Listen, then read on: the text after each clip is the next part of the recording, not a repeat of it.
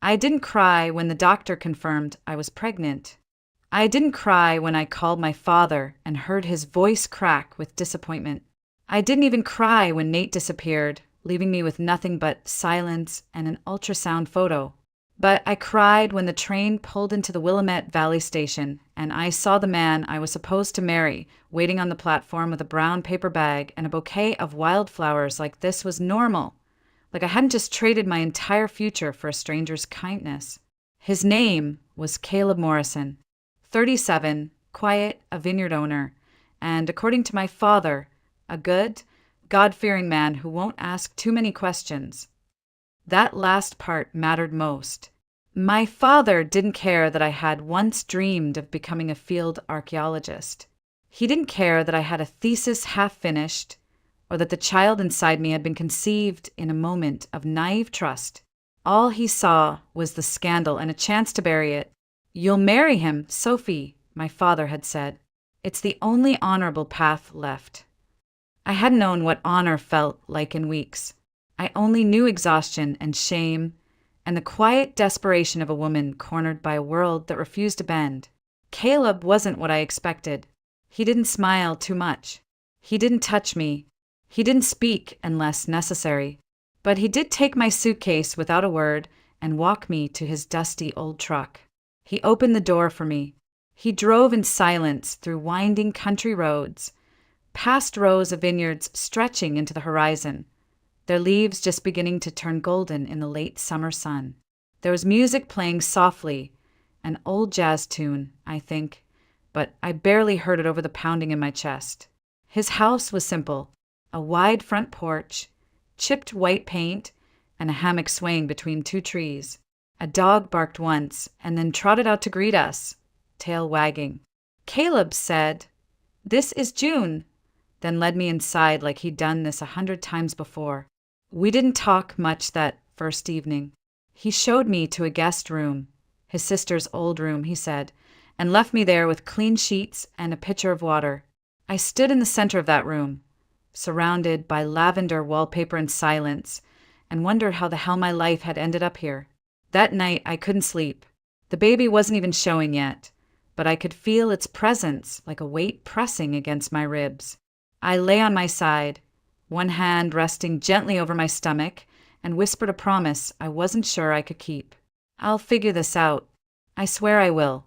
You won't grow up unloved." The next morning, Caleb made scrambled eggs and toast. He didn't ask if I liked them. He didn't try to make conversation. He just placed the plate in front of me and poured a cup of coffee like we'd been doing this for years. I said, "Thank you." He nodded once. And that was it. Days passed like that, slow, quiet, and oddly bearable. I stayed out of his way. He didn't press. I started writing again, not my thesis, but letters to the baby. I kept them in a small notebook I never let out of my sight. They weren't full of wisdom or poetry, just pieces of me, pieces I didn't want to forget. One evening, as I sat on the back porch watching the sun set over rows of Merlot vines, Caleb joined me. He didn't say a word for a long time. Then, finally, he asked, "Do you want to be here, Sophie?" I didn't know what to say. The truth was no, but also yes, or maybe something in between.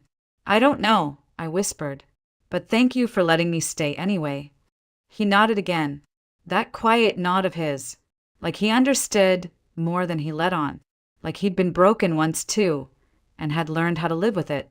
That was the first night I slept without crying. I wasn't used to the quiet. In Boston, even at night, the city hummed, subways, sirens, distant voices spilling out of bars. But here in Willamette Valley, silence wasn't just a background sound. It had shape, weight, depth. It pressed against the windows at night and echoed in the spaces between conversations. At first, it made me feel even more alone. Then, it started to feel like space to breathe. Caleb worked from sunup to sundown. I'd wake to the sound of boots on gravel, the whir of sprinklers in the vineyard, the low rumble of the truck disappearing down the dirt path. He didn't ask me to help, didn't expect anything of me. And maybe that was what unsettled me most. After a lifetime of trying to meet someone's expectations, I didn't know what to do with kindness that asked for nothing in return. His dog, June, was the first to warm up to me. She followed me everywhere, into the kitchen, around the porch, even into the vineyard when I wandered a little too far one afternoon and lost my sense of direction among the rows of vines. Caleb found me there, staring blankly at the horizon. He didn't scold me, just handed me a water bottle and said, "It's easy to get turned around in the fields. Happens to me too." That night, I started noticing the little things. The way he always left the porch light on, even though I never came in late. The way he folded his laundry with the precision of someone used to doing everything himself.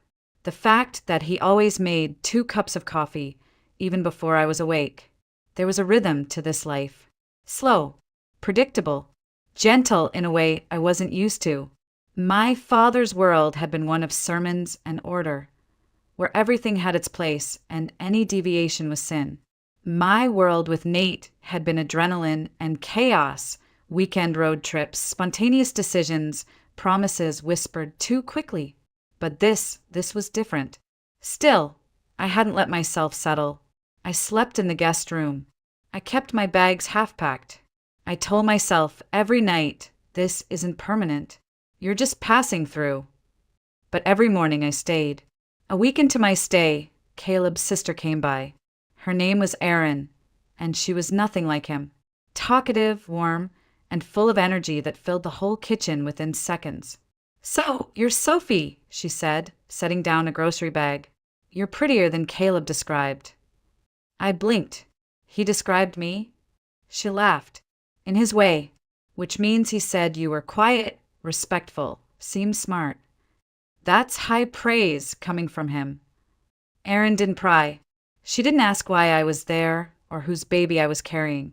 She just talked about harvest season, about their parents, about the time Caleb tried to make his own wine in college and nearly blew up the shed.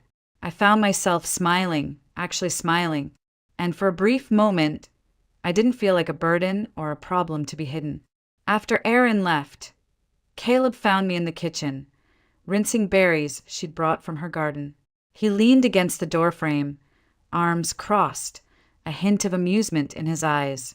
"She talks a lot," he said. "I like her," I replied. "She makes things feel normal." Caleb didn't respond right away. Then he said, "You deserve normal." It hit me harder than I expected. I turned away, pretending to focus on the sink, blinking too fast. That night, I moved my suitcase into the closet. I didn't unpack it yet, but I tucked it out of sight. The vineyard started to feel less like a backdrop and more like a place that breathed alongside us. I didn't know much about grapevines or irrigation or pruning, but I watched Caleb work from the kitchen window, steady, focused, unbothered by the heat or the ache of routine. One morning, I asked if I could help. He looked up from his notebook, where he was mapping rows and ripening stages. "You don't have to," he said. "I want to," I replied. That was enough. He handed me a pair of gloves and showed me how to check the under leaves for signs of mildew. We didn't talk much. I liked that. I liked that I could exist without filling the air. I liked the way Caleb would glance at me now and then, not to check up on me, but like he was just making sure I was still real, that I hadn't drifted off like a morning fog. We worked side by side for an hour before he broke the silence. "You're good at this," he said. I raised an eyebrow. At inspecting leaves?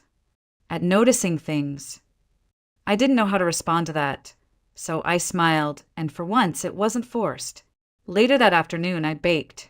It wasn't something I did often back home, but Erin had left a crate of fresh peaches on the porch, and I needed something to do with my hands.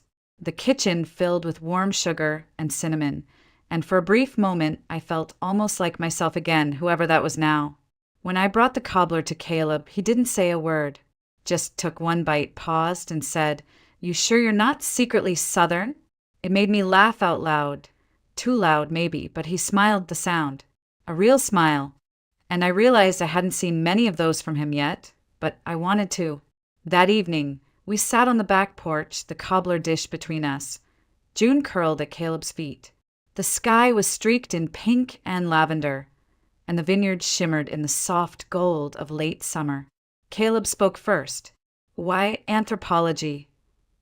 I blinked. No one had asked me that in months. "I wanted to understand people," I said. "How they lived, what they believed, what they left behind. I liked the idea that, even when we're gone, the way we live still tells a story." He nodded slowly. "You ever think about what story you're telling now?" I stared at him, the question hanging between us like smoke. I didn't know what story I was telling. I only knew what I was trying to leave behind. That night, something shifted. Not loudly, not obviously. But I went to bed thinking of Caleb's hands, stained with grape dust and soil, the way they moved with intention. I dreamed of warm earth and quiet strength. 2 days later, I collapsed in the field. It was sudden. 1 second I was standing, reaching for a branch, and the next I was on my knees, the world tilting sideways. My skin went cold. My breath caught. My hand flew to my stomach, and panic flooded every inch of me. Caleb was there in seconds. I don't remember the drive to the clinic. I remember his arm around me in the truck, the way he kept saying, "Breathe, Sophie, just breathe." I remember his voice shaking when he shouted for a nurse. I remember his hand gripping mine too tightly as we waited for the monitor to find a heartbeat. And then there it was, a soft, steady thump. Strong. Alive. I cried for the first time in weeks. Cried into the crook of Caleb's shoulder as the nurse left us alone. "I'm sorry," I whispered. "I shouldn't have been out there that long." "It's not your fault," he said, his voice low rough. "Just don't scare me like that again." I didn't know what scared him more, losing me, or the fact that he might already care too much. It started with a letter. No return address. Just my name, Sophie Chandler, scrawled across the front in the same messy handwriting I used to find charming. I found it tucked into the mailbox one morning, wedged between a produce flyer and a notice about an irrigation inspection. I stared at it for a long time before I opened it. It was Nate. He said he was sorry, that he'd been deployed when I called, that he hadn't known how to respond, that by the time he could think straight, too much time had passed.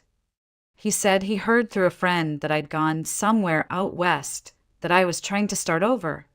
He said he wanted to talk, that he missed me, that he hoped I was safe. I folded the letter and slid it into the drawer next to the sink. I didn't tell Caleb, but something in me cracked. The baby was moving more now. Little flutters that sometimes made me gasp or smile or cry without warning. Caleb noticed. He started leaving extra pillows on the couch, letting me sleep longer in the mornings, making sure there was always something cold in the fridge in case I felt nauseous. He never hovered. He just adjusted, quietly, thoughtfully. One afternoon, I found him fixing the trellis near the back fence, and I brought him a glass of lemonade. He took it, nodding thanks, and said, "You've been quiet lately." "I've been thinking." He didn't press, just sipped his drink and went back to hammering. I almost wished he would ask, that he'd demand to know what I was thinking. But Caleb wasn't like that. I started dreaming about Nate. Not the real Nate, the one who ghosted me the second he saw 2 pink lines, but the version I used to love. The one who made me feel alive and bold and wanted. I hated myself for it. Hated how the mind could be so cruel, resurrecting ghosts in the middle of something good. And then he showed up. I was walking back from the general store, the sun beating down through the trees when I heard my name. I froze. He stepped out from behind a parked truck like he'd rehearsed it. "Sophie." I turned, heart in my throat. Nate looked the same. Maybe thinner, more tired around the eyes, but still Nate. Still the man I once trusted with everything. "What are you doing here?" I asked, too shocked to hide the tremble in my voice. "I had to see you." He stepped closer. I took a step back. "You shouldn't be here." I needed to explain. I messed up. I panicked. I was scared, and I didn't know how to deal with everything. But I never stopped thinking about you. You stopped calling. That's what you did. He flinched. "I know. I deserve that, but I want to make it right. I stared at him. The words felt thin, rehearsed, like an actor trying to recover a scene already ruined. I'm pregnant, I said flatly. I'm living with someone else. He's not the father, but he's the one who stayed. Nate blinked, like he hadn't prepared for that. Do you love him? I don't know yet, but I trust him, and he trusts me. I can do better, Nate said. I want to step up, be there for you, for the baby. We could leave this place, start over. Something in my chest twisted. The offer, the fantasy, the version of life I once clung to like a lifeline, it was right there. But so was the memory of Caleb rushing me to the clinic, of him standing outside the bathroom with tea when I got sick, of the way he looked at me like I was more than the sum of my mistakes. I'll think about it, I said, and I hated how much I meant it. I didn't tell Caleb about seeing Nate. Not that night. Not the next morning. I kept it buried beneath chores and polite conversation, beneath the sound of clinking dishes and the creak of the porch swing. But the lie festered. It grew roots in my chest, twisting tighter every time Caleb looked at me with those quiet, steady eyes, the ones that always saw more than he ever said. And then Nate came back. He didn't call, didn't write, just drove up the gravel driveway like he belonged there, like this was still his story to finish. I was in the kitchen when I heard the crunch of tires on stone, followed by the engine cutting off. June barked once, then fell silent. I stepped outside, heart pounding, and there he was, standing by his car with that same crooked smile he used when he thought charm could fix everything. Caleb came out a second later, wiping his hands on a towel, eyes narrowing as he took in the stranger on his property. Sophie, Nate called out, "Can we talk?" I glanced at Caleb, who said nothing. His jaw tightened, but he didn't move. Nate stepped forward. "I need to say this in person. I owe you that much." "No," Caleb said simply. Not loud, not threatening, just firm. "You owe her peace. That doesn't mean showing up uninvited." "I'm not here to start anything," Nate replied, raising his hand slightly. "I just want to talk to the mother of my child." The words sliced through the air. Caleb turned to me. "Do you want him here?" My mouth opened, but no words came out. "I'll leave if you ask me to," Nate added, his voice softer now. "But please, Sophie, don't make this decision without hearing me out." The world slowed down. I felt every drop of sweat on my back, every breath catching in my lungs. This wasn't just about a conversation. This was the moment I'd been running from. The moment I had to decide who I was and what kind of future I wanted for my child. I nodded once. "We'll talk. Just us." Caleb didn't flinch. He gave one slow nod, turned, and walked back toward the barn. June hesitated, then followed. We sat at the picnic table beneath the oak tree, the vineyard stretching behind us like a painting I no longer knew how to read. Nate leaned forward, elbows on his knees. "I know I screwed up," he began, "but I haven't stopped thinking about you, about the baby. I was scared, yeah, but that doesn't mean I don't want to make this right now." "You keep saying make it right," I said, folding my arms. "But what does that even mean to you? A ring? A nursery in some apartment? Pretending the last 6 months didn't happen?" "No," he said quickly. "I mean, maybe someday. But more than that, I want to be part of your life. Their life.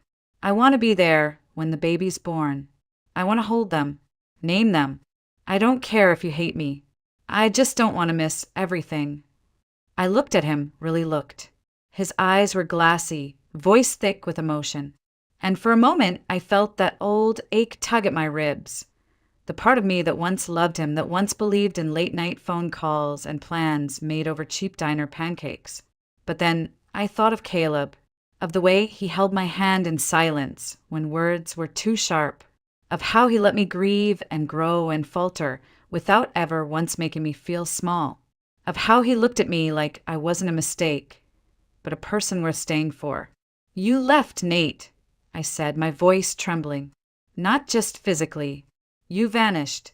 I was scared and sick and drowning, and you let me go under. And now you want to be a hero because the consequences are real. He looked down. I'm not asking for forgiveness overnight, just a chance. And what about Caleb? I asked.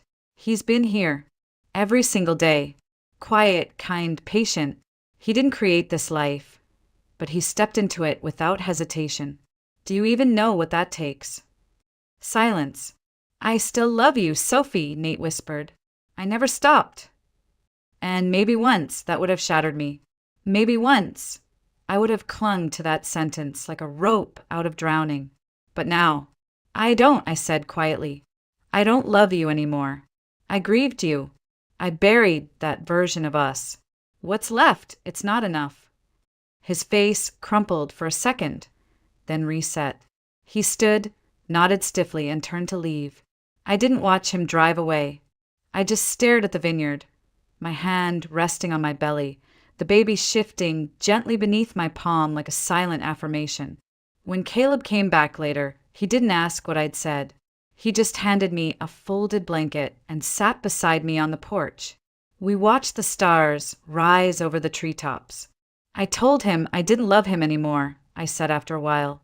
Caleb didn't look at me. Was that hard? Yes, and no. I turned to him, but I meant it. He nodded, not smiling, not celebrating, just steady. And then, finally, I reached for his hand. It felt like choosing a future. The days that followed felt lighter, like someone had opened a window and let the stale air out. Nate was gone, not just physically, but from the space he'd occupied in my mind. I'd said the words I needed to say, closed the chapter that had been bleeding through every page of my present. And somehow, without fanfare or fireworks, I felt free. I started waking up earlier. Not because I had to, but because I wanted to. Caleb was always up before the sun, out in the fields before the first light touched the vines. One morning, I made him coffee and brought it out just as he was heading toward the barn. He looked surprised, but in that quiet Caleb way that only showed in the slight raise of his eyebrows and the way his mouth softened at the corners. You don't have to do that, he said. I know, I replied, but I wanted to. He nodded, took the cup, and stood there for a moment like he wasn't sure whether to keep walking or say something else. In the end, he didn't say anything. He just drank slowly and passed the mug back when he was done. The house began to feel more like mine. I started rearranging small things, nothing dramatic, just a vase here, a cookbook there. I folded baby clothes that Aaron had dropped off in a brown paper bag, sorting them by size and season. I sat on the floor of the nursery we hadn't finished yet, surrounded by pastel cotton and the smell of cedar, and imagined what it would be like to rock my child to sleep in that room. Caleb found me there one afternoon. He stood in the doorway, arms crossed, looking around like he wasn't sure he belonged. You okay? He asked. Just thinking, I said. Then, after a pause, do you want to paint the walls with me? He blinked. I don't know much about color palettes. I don't either. Let's guess together. He chuckled, low and warm, and stepped inside. We painted in comfortable silence, stopping only when Erin showed up with lemonade and cookies. She didn't say much, just grinned when she saw us splattered in blue and green, and muttered something about domestic bliss under her breath. Later that night, Caleb and I sat on the back porch again. The sky was turning gold, then lavender, then that deep, endless blue that only existed in this valley. I had a blanket over my lap, and he sat close enough that our arms touched. Not deliberately, not dramatically, just there. I've never done this before, I said softly. Built something. Stayed in one place. Belonged. Caleb didn't answer right away. Then he said, neither have I. Not really. I turned to him. But this feels like something, doesn't it? He met my eyes. It does. The next morning, he made pancakes. They were slightly burnt, uneven in shape, and somehow the best I'd ever had. When I asked what the occasion was, he said, nothing. Just, it's Saturday. But I knew what he meant. It wasn't the day. It was us. the shape we were beginning to take. That evening, I fell asleep on the couch with a book in my lap.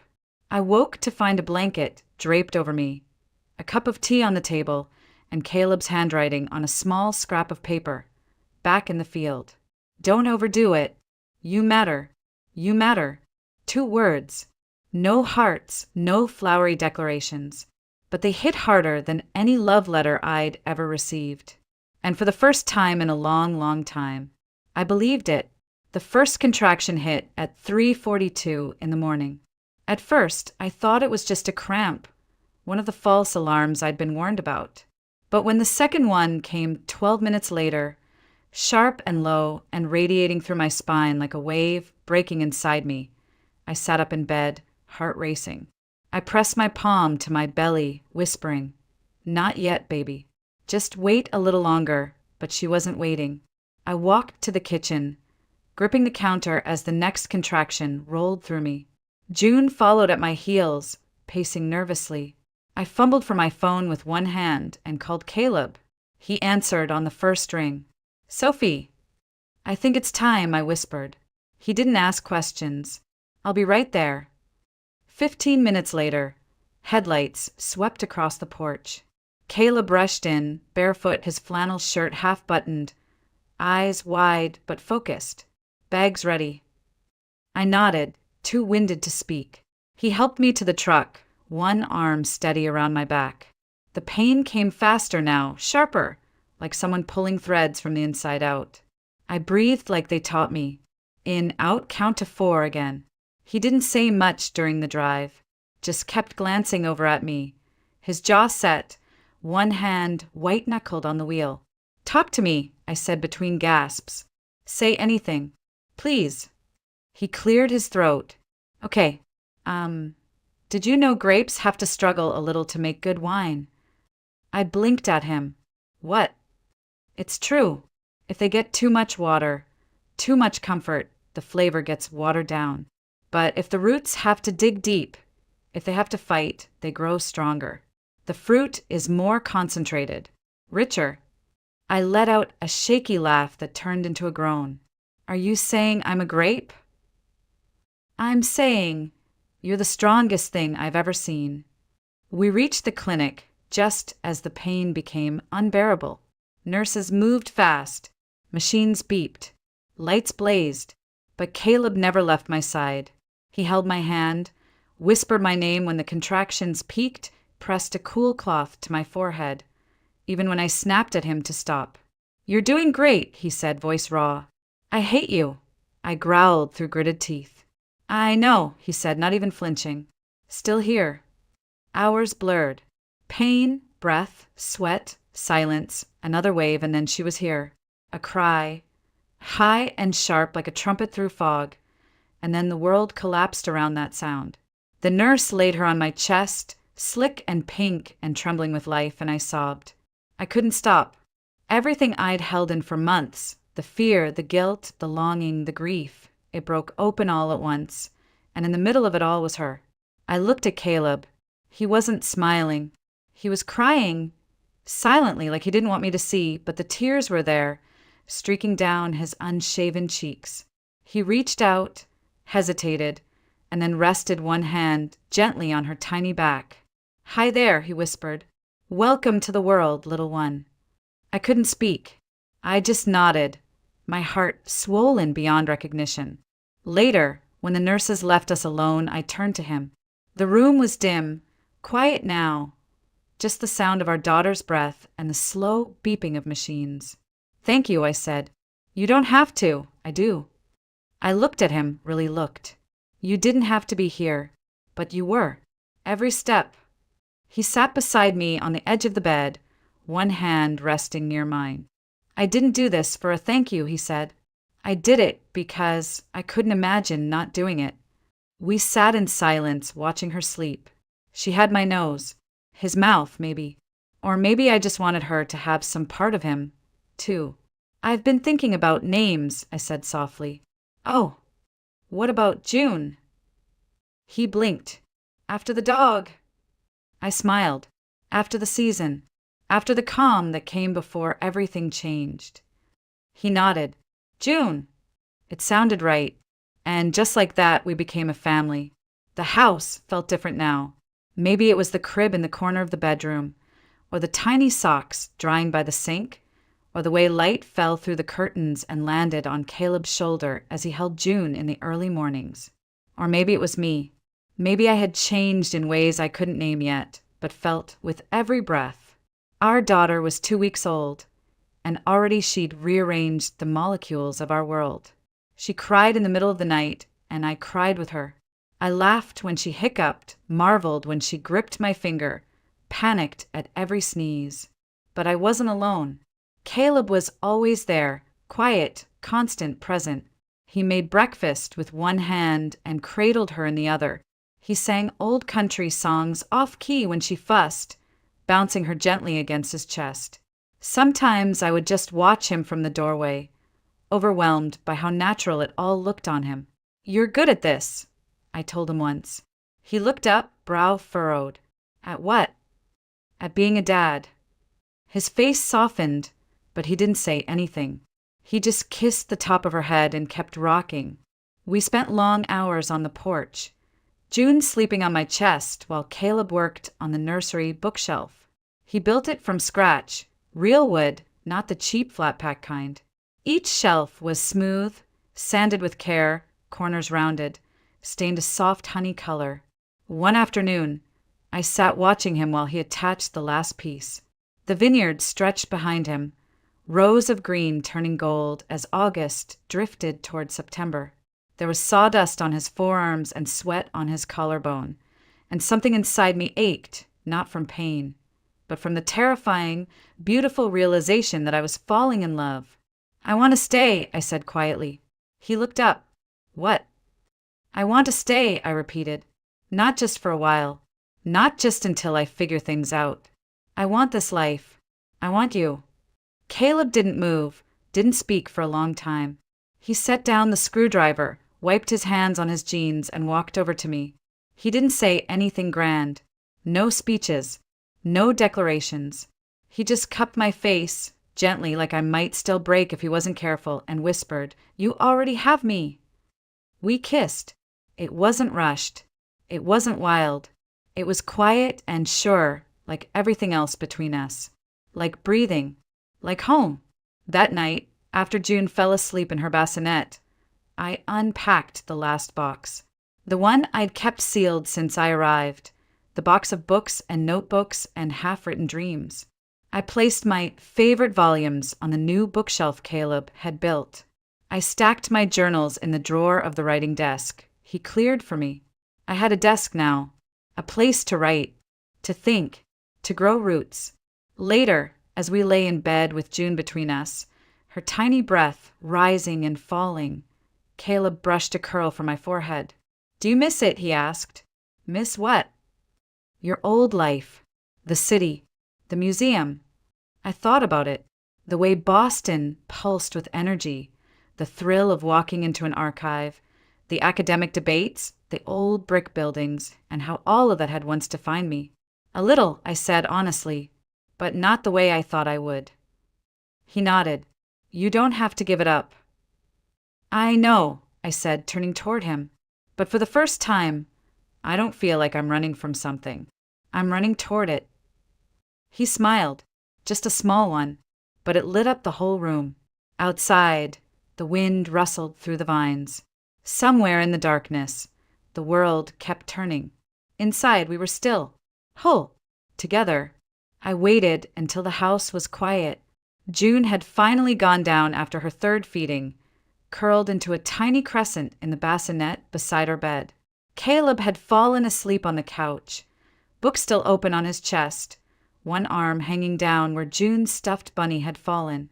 The night was thick with crickets, and the scent of ripe grapes drifted in through the open window.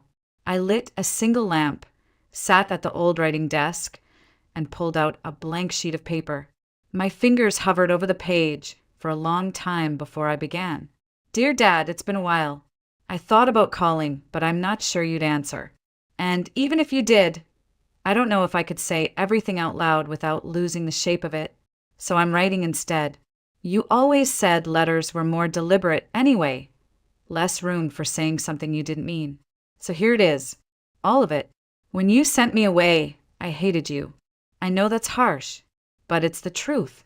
I was scared and alone, and instead of asking me what I needed, you handed me off like a problem to be managed.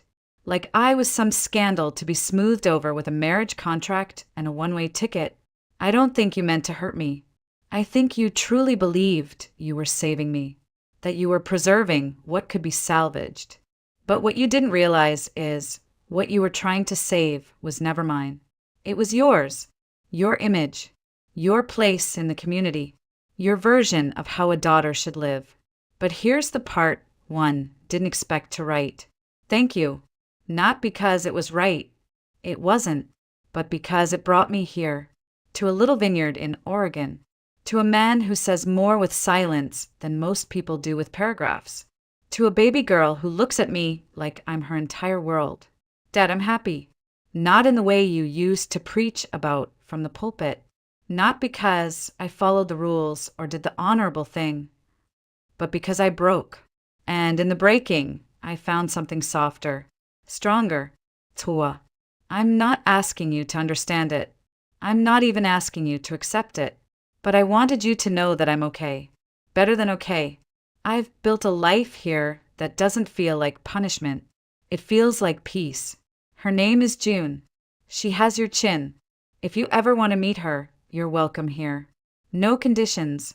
No lecturas. Just come as you are. Like I finally have. With love. Sophie, I folded the letter carefully and slid it into an envelope. I didn't seal it right away. Just sat there, tracing the name I'd written on the front.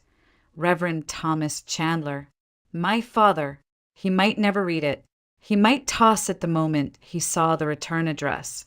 Or maybe he'd sit in his study like he always did, reading it once, twice, maybe 3 times before tucking it into the back of his Bible. I'd never know for sure, but I didn't write it for him. I wrote it for me, the girl who once believed her value was tied to obedience, the woman who learned it was rooted in choice. When I finally sealed the envelope, I stood, walked to the porch, and sat under the stars. The vineyard was quiet. The wind had died down. All I could hear was the rhythm of my own breath and the soft weight of something sacred settling into place. The past hadn't disappeared, but it no longer owned me. The vines turned gold before I realized summer was over. It happened slowly, one leaf at a time, until the whole valley looked like it had been dipped in honey. The air turned crisp in the mornings.